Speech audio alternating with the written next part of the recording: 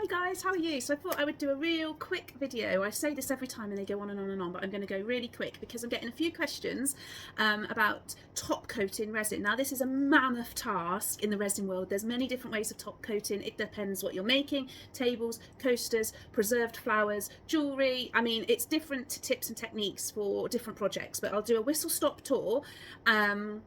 Your best chances of a successful top coat with the Apex resins is one coat or high gloss. Some of you are using different resins. It's the same across the board really with an artwork resin that you're using as a top coat. What happens is this time of year, so this is really cold at the moment, we're at the end of November and it's very, very cold. A nightmare for resin, as is the humidity. It's super cold outside, super warm in your houses, in your craft rooms. Some of you work in the sheds, some of you work in the conservatories, all absolute nightmares for resin curing successfully. So I'm going to do a very quick whistle stop tour. We're going to pretend this is a piece, well it isn't, it is a piece that I've recently made, and I need to do a top coat. So something has happened on the surface whilst it was curing in its mould.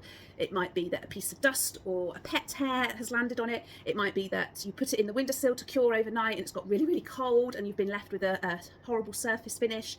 Now that's what happened with these. My studio is very cold at night. I don't keep the heating on. And what happened was it dropped to about 4 degrees in here as it was curing. A big no-no. And what's happened is I've got some an amine blush finish on the surface. Now you probably can see it there, look, you see this section, and that's okay. All you're going to do is give it a sand, and I would sand it back to about 80 grit, 120, 140. Just make sure that you get a really nice sandy finish. Then what you're going to do is you're going to tape the edges. So let me show you. So you're going to use a very heavy duty tape, not a parcel tape, nothing like that, because that's not going to work as well. A really heavy duty tape. I will have resin tape for you soon. So then what you're going to do, I'm actually going to top coat my bottom, which sounds very bizarre, but that's where my problem area is. And I'm going to just stick my tape all the way along that side so it's nice and flush. And I'm going to do that around each 4 sides. I won't do it now, but imagine that it's around each 4 sides. The gaps are definitely taped up. There's no risk of resin running down that side. So then what I'm going to do is mix up my resin, and I'm going to use one coat or high gloss. I prefer high gloss, but it's very much what you prefer. And I'm going to mix it up, and I'm going to make sure that I'm working in a room where the temperature is consistent. So I'm thinking about this. I'm not going to do it of an evening because I'm going to go away, go to bed. Temperature's probably going to fluctuate through the night if there's nobody in the room, heating's off, all of that. So think about when the temperature is going to stay consistent. If you're using high gloss, it will be a longer work time. So you'll want to make sure that you give yourself several hours for the initial cure to be really cared for with temperature. One coat a little bit less. So I tend to do them top coats in the morning because I know that I'm around to babysit for the rest of the day. Then what I'm going to do, and this is the bit where I see everybody going wrong. So people often go with resins and that can be quite bubbly. So they come in with the heat guns, the lighters, the torches, all of that. Now, if you are significantly heating your resin and then it goes down again in temperature, that's going to cause a problem with the amine particles and the components within the hardener of your mix. So your best bet is to treat the bubbles at the beginning, at the time of mixing. So warm your resin up in hot water from the kettle, in the bottle, stand it in the bottle. Don't warm the hardener, just the resin. And then when you mix the two together, you'll have a really good viscosity. No problem with the viscosity.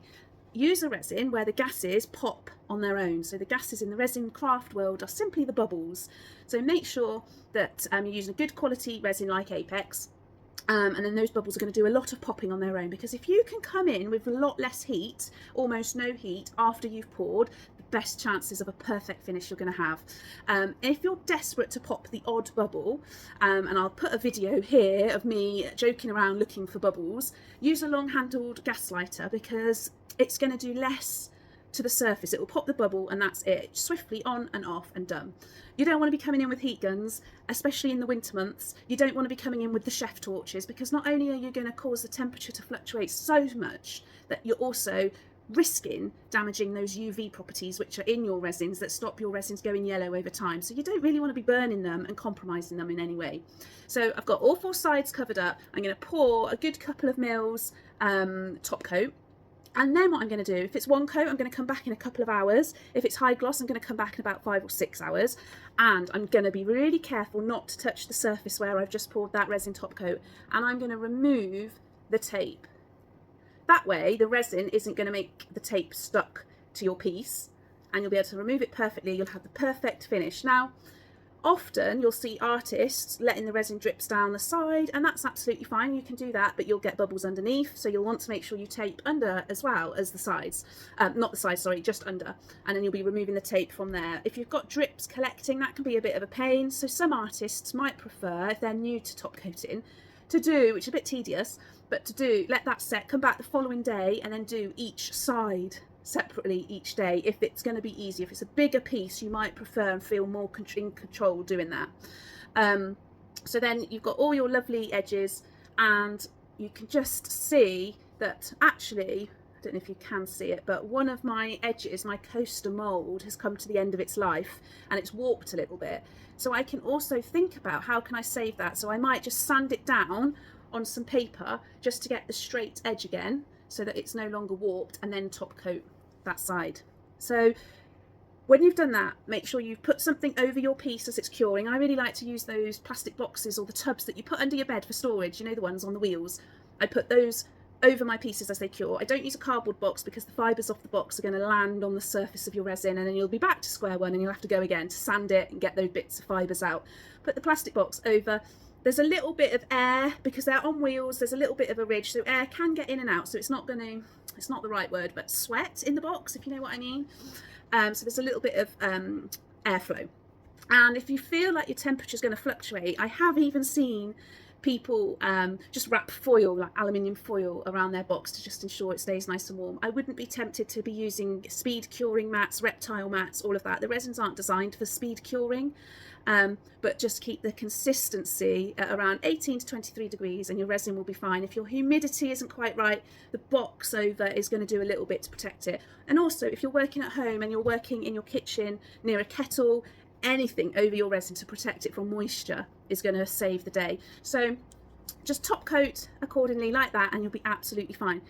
If you're still getting problems with the finish, it is something to do with temperature at the time of making. Maybe you're blasting your resins with heat, too much heat, maybe there's moisture around, or maybe you didn't sand it enough and there's oil or moisturizer from your hands or something contaminating the surface. But otherwise, that is exactly what I do. I tape each of my edges and I'd stand it on a plinth. This is my coffee cup. Stand it on a plinth. Make sure your table is level. If you're finding that your resin is dipping, and you won't find this with Apex resins, but some resins, they don't have self-leveling properties in them. So if you find they are dipping or they're resisting from the edge, just put a little bit more resin on. You might not have put enough resin on the top, which is why it's pulling from the sides, because remember, always tiny, tiny, tiny amount, but resin that shrinks a little bit as it cures. So make sure you've got enough on there. And that's a whistle stop tour. Talked for 10 minutes. I must do more and more on this, but let me know if that's helpful and if you can relate.